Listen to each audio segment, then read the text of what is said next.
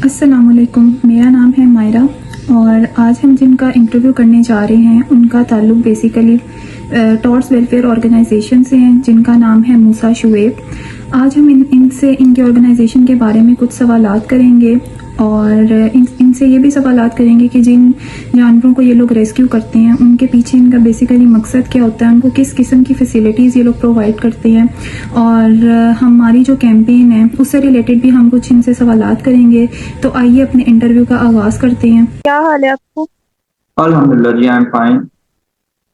अच्छा, आज हम आपसे इस चीज़ के बारे में इंटरव्यू कर रहे हैं कि जो आपकी ये टॉर्च वेलफेयर सोसाइटी ऑर्गेनाइजेशन है, ये आप किस तरह से इस पे काम करते हैं और किस तरह से लोगों को इसके बारे में अवेयर करना चाहेंगे। तो हम आज आपसे इससे रिलेटेड कुछ सवाल बात करेंगे। तो मैं सबसे पहले मैं आपसे ये सवाल करना चाहूंगी कि आप अपनी जो टॉर्च वेलफेयर सोसाइटी ऑर्गेनाइजेशन है इसके बारे में थोड़ा इंट्रोडक्शन दें कि आप किस चीज़ के ऊपर काम करते हैं आप। जी अच्छा। टॉर्च वेलफेयर सोसाइटी जो है ये एक एनिमल वेलफेयर ऑर्गेनाइजेशन है जो कि स्ट्रे और स्ट्रीट एनिमल्स की रिहैब सेंटर आप कह सकते हैं, जो इंजर्ड, सिक और जैसे रोड एक्सीडेंट के केसेस वाले एनिमल्स होते हैं, ये इस तरह के तमाम स्ट्रीट एनिमल्स जो हैं उनको रेस्क्यू करते हैं और उन्हें शेल्टर प्रोवाइड करते हैं। ओके, कि जो लोग इन कुत्तों पर जुल्म करते हैं इन पर इनके खिलाफ एक्शन क्यों नहीं लिया जाता? बेसिकली इसमें यह है कि चूंकि आप देखें यहाँ पे हमारा जो कॉन्स्टिट्यूशन है उसके अंदर एनिमल राइट्स के ऊपर इतना ज्यादा फोकस नहीं है। तो वैसे तो कॉन्स्टिट्यूशन एक बना होता है, लेकिन उसकी इम्प्लीमेंटेशन यहाँ पे ह्यूमन साइड पे आप देखें तो उसकी इम्प्लीमेंटेशन इस तरह से नहीं है। तो जो एनिमल साइड है उसके ऊपर तो यानी हम लोग रूटीन में अपना रास्ते में सफर कर रहे हो तो हमें नजर आ रहा होता है। फॉर एग्जांपल हम देखते हैं कि जी मुर्गियों की जो लोकोमोशन है, बर्ड्स जो इनको हम अपने डेली फूड के लिए यूज करते हैं, उनकी लोकोमोशन आप देखें कि किस तरह से हो रही होती है। वो एक ट्रक होता है, उसके अंदर सैकड़ों के हिसाब से मुर्गियां जो है वो लोडेड होती हैं। इसी तरह आपकी भेड़, बकरियां, गायें, इनकी जब ट्रेवलिंग हो रही होती है तो उनके कोई एसओपीज नहीं है इस तरह से ना। तो वही जानवर जो हलाल हैं, जिनको मतलब हम लोग जिनसे प्रोटीन्स लेते हैं, अपनी डाइट्स पूरी करते हैं, उन्हीं जानवरों की लोकोमेशन जबकि हम इस तरह करवाते हैं पाकिस्तान में हर जो कि साल एक जुल्म है। 50,000 तो से ज्यादा फिर बाकी जो आबाद डॉग कत्ल किया कलिंग है जाता और है। डॉग्स वाली इस साइड है कत्लेआम वो तो की वैसे ही शरह एक लाहौर आप में कह लेना सबसे कि ग्रे ज्यादा है, उसमें चली जो कि जाती है, ग्रे 20,000 फेज के में चली करीब है। जाती है। तो यहाँ पे आप कह लें कि इम्प्लीमेंटेशन ऑफ लॉ जो है ना वो एक मसला है, जिसकी वजह से कोई इस तरह का काम जो जानवरों के अगेंस्ट या जानवरों की कलिंग है इसके अगेंस्ट कोई एक्शन लिया नहीं जाता, क्योंकि कानून की इम्प्लीमेंटेशन आप कह लें कि यहाँ पे एक बहुत बड़ा मसला है हमारे सोसाइटी के अंदर ना। यही एक रीजन है कि जिसकी वजह से एनिमल कलिंग को आज तक रोका नहीं जा सका। इसको कोई प्रॉपर, इस पे बैन जरूर है, लेकिन कोई इस तरह से प्रॉपर बैन जैसे आप कहते हैं ना कि जिसकी बहुत ज्यादा इम्प्लीमेंटेशन हो रही हो कि आज किसी ने डॉग कल किया है तो उसको फौरन सजा मिल जाए, इस तरह का केस नहीं है यहाँ पे ना। वैसे डॉक्यूमेंट्स में तो कहते हैं कि जी डॉग कलिंग को पंजाब में बैन कर दिया है, और ये सारी इम्प्लीमेंटेशन जो है ना वो मेन चीज तो तब है जब इम्प्लीमेंटेशन हो। लॉ बन जाते हैं लेकिन लॉ की इम्प्लीमेंटेशन करवाना जो है ना वो हमारा weak law and order system जो है उसकी वजह से ये चीजें जो है उसके कॉन्सिक्वेंस में होती है। मेरा नेक्स्ट सवाल आपसे ये है कि क्या आपकी ऑर्गेनाइजेशन कुत्तों के लिए जो है वो मेडिकल केयर प्रोवाइड करती है? हम लोग बेसिकली स्ट्रीट डॉग्स जो हैं और स्ट्रीट कैट्स उन्हीं को रेस्क्यू करते हैं, उनको अपने शेल्टर पे लेके आते हैं। हमारे शेल्टर पे क्लिनिक है और वेट्स की टीम है।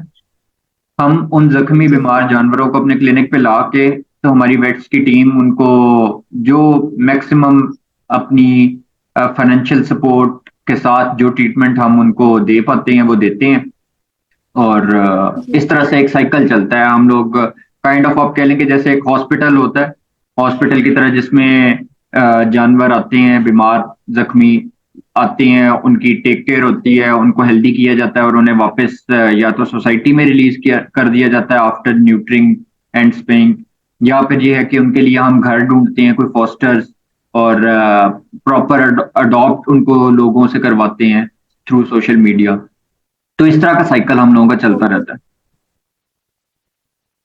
ओके, मेरा नेक्स्ट सवाल आपसे ये है कि आप इसके बारे में कोई स्टेटिस्टिक दे सकते हैं कि किन एरिया में ये ज्यादा आपको तादाद इनकी पाई जाती है, और ये आपको किस हालत में आप इनको रेस्क्यू करते हैं? हाँ, बेसिकली कोई डॉग पॉपुलेशन जो है ना, ये इसको आप ये नहीं कह सकते कि लाइक ये किसी एक स्पेसिफिक एरिया में ज्यादा है तो किसी एरिया में कम है। ये तो जी अब जी। पूरा लाहौर है जिस तरह, तो लाहौर के अंदर जिन जो 4 वार्ड बाउंड्रीज वाली सोसाइटीज हैं, वहां पे जाहिर है उनकी एक मैनेजमेंट है, अपनी उनकी सिक्योरिटी होती है, तो उन सोसाइटीज के अंदर तो आपको डॉग्स नहीं नजर आते। लेकिन उसके अलावा जितनी भी सोसाइटीज या जितने भी एरियाज हैं लाहौर के, वहां आपको डॉग्स मौजूद नजर आते हैं। तो इसमें जी कोई ज्यादा या कम किसी जगह पे होने का तो इस तरह से नहीं कहा जा सकता।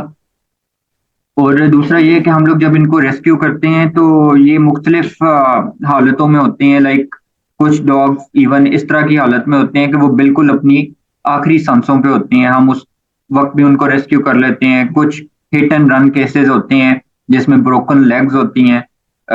कुछ जो है वो स्किन डिजीज के साथ हम लोग रेस्क्यू करते हैं, लाइक स्केबीज हो गया, फंगल इन्फेक्शंस के साथ। तो कुछ डॉग्स हम इस तरह रेस्क्यू करते हैं जिनको कलिंग के कॉन्सिक्वेंस में उनकी हालत ऐसी हो गई होती है, लाइक उनको बुलेट्स लगे होते हैं। तो इस तरह मुख्तलिफ केसेस हमारे पास आते हैं। अच्छा, इस बारे में कंसेप्ट बन चुका है जो बाहर आवारा कुत्ते हैं वो एक बीमारी का घर होते हैं, तो इसके बारे में आप लोगों को क्या अवेयर करना चाहेंगे कि क्या वाकई ऐसा है? देखें, बेसिकली इसमें जो सबसे ज्यादा हाईलाइट करने वाली चीज है ना, वो हम लोगों का TNVR प्रोजेक्ट है। एक TNVR stands for trap neuter vaccine and release. तो ये जो TNVR प्रोजेक्ट है ना, इसका मकसद ही यही है कि एक तो नंबर 1 डॉग पॉपुलेशन जो है उस पर कंट्रोल पाया जा सके। नंबर 2, रेबीज एक ऐसी बीमारी है जिसकी वजह से सबसे ज्यादा सोसाइटी में एंटी डॉग आप कह लें मूवमेंट्स की जाती हैं, या जो लोग भी डॉग्स के अगेंस्ट बोलते हैं वो इसीलिए बोलते हैं कि रेबीज जो है वो एक ऐसी बीमारी है जो काइंड ऑफ लाइफ थ्रेटनिंग होती है, और उसी का डर है इंसानों के अंदर सबसे ज्यादा ना। तो हाँ जी।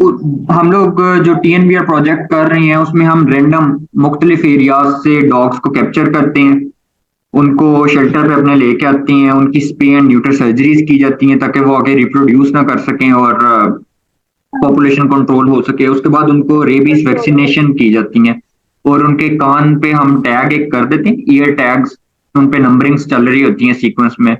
तो हमें भी आइडिया होता रहता है कि हम लोगों ने कितने ट्रैप एंड न्यूटर्स कर दिए हैं। तो उसमें यह है कि ये जो प्रोजेक्ट है ना, ये हम अपने तौर पे कर रहे हैं, जबकि होना बेसिकली ये चाहिए कि NGOs तो अपने तौर पे इस तरह के प्रोजेक्ट्स करें, लेकिन गवर्नमेंट लेवल पे यानी मैस लेवल पे भी इस तरह के प्रोजेक्ट्स होने चाहिए। तो ऑटोमेटिकली आप देखेंगे कि मतलब डॉग पॉपुलेशन जो है ना वो कंट्रोल भी होगी, और इस प्रोजेक्ट के कॉन्सिक्वेंस में जो भी डॉग्स मौजूद होंगे सड़क के ऊपर वो रेबीज फ्री होंगे, वैक्सीनेटेड होंगे, हेल्दी होंगे। तो अवेयरनेस इसमें यही है, लोगों को अवेयरनेस यही देनी है कि डॉग्स के साथ नफरत करने से तो कुछ नहीं मिलता, लेकिन जी उनके साथ जो ट्रीटमेंट लाइक इस तरह के प्रोजेक्ट्स के लिए कंट्रीब्यूट करें। जो भी NGOs इस तरह के प्रोजेक्ट्स कर रही हैं, लाइक TNVR प्रोजेक्ट है, तो लोग इसमें अपनी कंट्रीब्यूशन दें ताकि इन प्रोजेक्ट्स को मजीद ज्यादा किया जा सके, या जो NGOs इन प्रोजेक्ट्स की वजह से लैक ऑफ रिसोर्सेज की या वजह से नहीं आ सकती, वो भी इन प्रोजेक्ट्स को कैरी ऑन कर सके। तो इसी तरह से एक आप कह लें कि पॉपुलेशन कंट्रोल भी होगा, और जो पॉपुलेशन मौजूद होगी वो एक हेल्दी पॉपुलेशन होगी। इस तरह से लोकल वेटरनरी के साथ कोलैबोरेट करते हैं, और आपको इस बारे में श्योरिटी है कि उनको मेडिकल केयर प्रोवाइड की जाती है? लोकल जो कम्युनिटी है उसके साथ किस तरह कोलैबोरेट करते हैं? हाँ जी हाँ जी। हम लोग बेसिकली ना अपने अवेयरनेस कैंप्स करते हैं ऑन एंड ऑफ, गिवन के रिसोर्सेज हम लोगों के पास कितने हो, डिपेंडिंग अपॉन द रिसोर्सेज हम लोग मुख्तलिफ जगहों पे मुख्तलिफ सोसाइटीज के अंदर अपने कैंप्स करते हैं। फॉर एग्जांपल हम अपने डोंकी कैंप्स करते हैं। उसमें यह है कि लोगों को अवेयरनेस हम देते हैं कि जो उन्होंने अपने डोंकीज रखे हुए हैं या जो भी एनिमल्स रखे हुए हैं उनकी केयर किस तरह से करनी चाहिए, उनके वैक्सीनेशन, और डिवर्मिंग इस तरह की चीजें उनको टाइम टू टाइम उनके टाइम टेबल मेंटेन करने चाहिए। उनको फूड कौन सा देना चाहिए, कौन सा नहीं देना चाहिए, इंजरी के केसेस में उन लोगों को किस तरह से उनका ट्रीटमेंट करना चाहिए, सारी अवेयरनेस हम अपने कैंप्स के अंदर देते हैं। इस तरह स्कूल सेशंस करते हैं, हम स्कूल्स के अंदर जाते हैं, हमारे वॉलंटियर्स हेड्स हमारे स्कूल्स में जाके प्रेजेंटेशंस देते हैं, और स्कूल जो स्टूडेंट्स होते हैं उनको भी अवेयरनेस दी जाती है कि एनिमल्स के साथ इंसान की को एग्जिस्टेंस जो है वो कितनी जरूरी है, और उसको किस तरह से आगे लेके चलना चाहिए कि एक animal and human friendly environment create हो। जी। अच्छा, आप नेक्स्ट मेरा क्वेश्चन ये कि इनकी वैक्सीनेशन करवाना बहुत जरूरी है, ठीक है? आप इसके बारे में लोगों को क्या अवेयर देना चाहेंगे कि इनकी वैक्सीनेशन करवाना बहुत जरूरी है?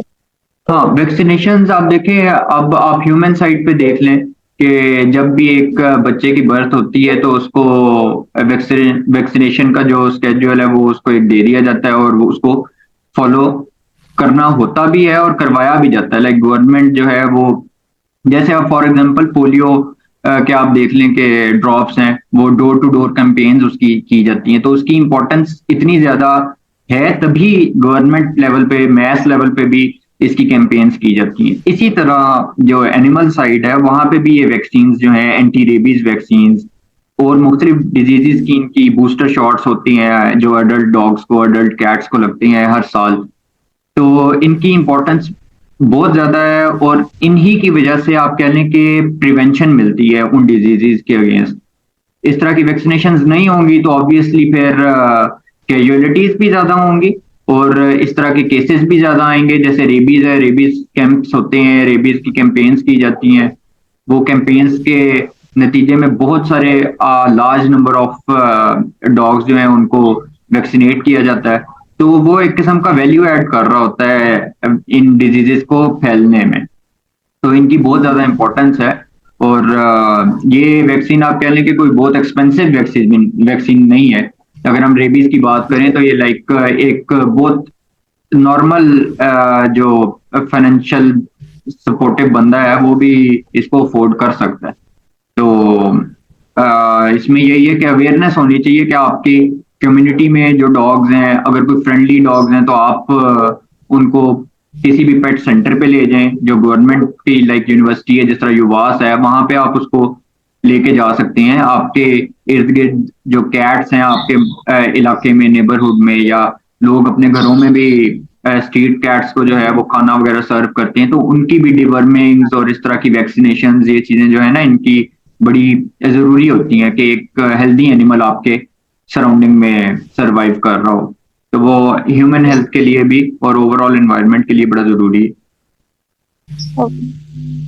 मेरा नेक्स्ट क्वेश्चन आपसे ये है कि इनकी पॉपुलेशन को ओवरकम करने के लिए स्प्रे और नेटर करवाना बहुत जरूरी है। इसके बारे में आप क्या कहना चाहेंगे? हाँ, उसमें वो टीएनवीआर प्रोजेक्ट था ना, टीएनवीआर उसमें यही होता है कि आप किसी भी सोसाइटी में जाके डॉग्स को ट्रैप करते हैं, उन पे स्प्रे एंड न्यूटर सर्जरीज की जाती हैं ताकि वो आगे रिप्रोड्यूस ना कर सके। उसका मकसद सिर्फ ये है कि आप देखें एक डॉग है वो अपने लाइफ साइकिल के अंदर, आप एक फीमेल डॉग जो है ना वो अपनी फुल लाइफ अगर जिए तो वो तकरीबन 80 टू 100 पप्स जो है उसको रिप्रोड्यूस करती है। तो वो पप्स जो हैं उनमें से बहुत कम जो है वो सरवाइव भी करते हैं, बहुत सारे जो हैं वो डिजीजेस में चले जाते हैं, और बहुत सारे जो हैं वो रोड एक्सीडेंट्स में चले जाते हैं। तो उनको इस चीज से बचाने के लिए ही इस तरह के प्रोजेक्ट्स जो हैं उनको एक किस्म का ओवरऑल आप कह लें कि तस्लीम कर लिया गया है, और इसको प्रैक्टिस में लाया गया है इस तरह के प्रोजेक्ट्स को ना। तो इस तरह की स्प्रे न्यूटर करना, ये सारी चीजें रिप्रोडक्शन कंट्रोल के लिए, और गैर जरूरी पॉपुलेशन जो है, या तो एक हेल्दी पॉपुलेशन हो ना, उस पॉपुलेशन का कोई बेनिफिट हो रहा हो, एनिमल्स की एनिमल्स को भी उसका बेनिफिट हो रहा हो, इंसानों को भी बेनिफिट हो रहा हो। जबकि यहाँ पे तो उल्टा हिसाब है ना कि लाइक पॉपुलेशन होती है, लोग उससे नफरत करते हैं, लोग उनको मार देते हैं या वो रोड एक्सीडेंट्स में मर जाते हैं। तो उस तरह की गैर जरूरी पॉपुलेशन को कंट्रोल करने के लिए ये प्रोजेक्ट्स बहुत जरूरी हैं। इनकी स्प्रे एंड न्यूट्रिंग जो है वो उसको बहुत ज्यादा आप कह लेंगे उस पर हम लोग एम्फसाइज करते हैं। एट लास्ट में ये आपसे कहना चाहूंगी कि आप लोगों को क्या इसके बारे में मैसेज देना चाहते हैं? मैं बेसिकली एनिमल रेस्क्यू के हवाले से लोगों को ये मैसेज देना चाहूंगा कि अपने अंदर कम से कम आप हेटर्ड जो होता है ना, हेटर्ड, उसको तो इंसान ओवरकम कर ही सकता है ना। अच्छा। एक आप में डॉग के बारे में नफरत है, तो आप उसको नफरत में क्या करते हैं, आप उसको या तो कलिंग कर देते हैं, या उसको आप कह लें कि जैसे बच्चे हैं, बच्चों को आप ये उनकी इस तरह की तरबियत नहीं करते कि बच्चे एनिमल्स के साथ प्यार करें, बच्चे उनको डराते हैं, जिसकी वजह से डॉग एंड ह्यूमन इंटरेक्शन जो है और नेगेटिव चला जाता है। तो अपने अच्छा। बच्चों की भी तरबियत इस तरह से करें कि उनको पता हो कि यार एनिमल्स जो हैं वो अल्लाह ताला की मखलूक हैं, और वो को एग्जिस्ट करते हैं इंसानों के साथ, और इंसान ने उनको फीड करना है तो उन्होंने जिंदा रहना है। तो आप एटलीस्ट ये नहीं कि मतलब उनको फीड नहीं कर सकते, जरूरी नहीं है हर बंदा फीड करे, जाहिर है हर बंदा नहीं फीड कर सकता, तो वो फीड नहीं कर सकते तो एटलीस्ट उनको कलिंग भी ना की जाए, उनके अगेंस्ट इस तरह लाइक पत्थर ना मारे जाएं, उनको भगाया ना जाए, उनके साथ एक दुश्मनी टाइप हेटेड वाला सीन नहीं अपने अंदर पैदा करें। तो यही लोगों के लिए मैसेज है कि एटलीस्ट फीड नहीं करना तो उनके साथ हेटेड भी ना उनके बारे में अपने अंदर पैदा करें। ठीक है। आपका बहुत बहुत शुक्रिया, आपने हमें टाइम दिया और इसके बारे में आपने हमें काफ़ी इंफॉर्मेशन इंटरेस्टिंग प्रोवाइड की। और ठीक है, okay. Thank you very much Maria, Allah thank you हाफिज़। वेरी मच, जजाकल्ला। अल्लाह अल्लाह हाफिज। हाफिज़।